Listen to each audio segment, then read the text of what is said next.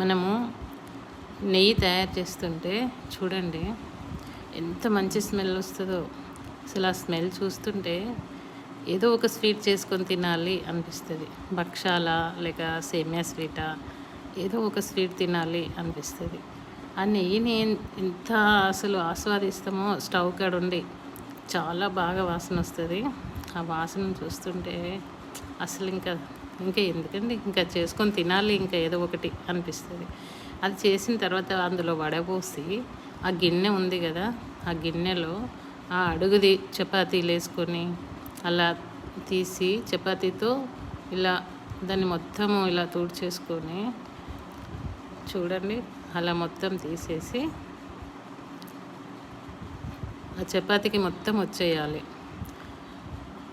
ఎంత నెయ్యి వెళ్ళినా అడుగుదే బాగుంటుందండి. ఆ అడుగుది తీసుకొని చపాతీకి పెట్టుకొని ఇలా కర్రీతో తింటుంటే అసలు ఆ స్మెల్, ఆ టేస్ట్, ఆ కర్రీ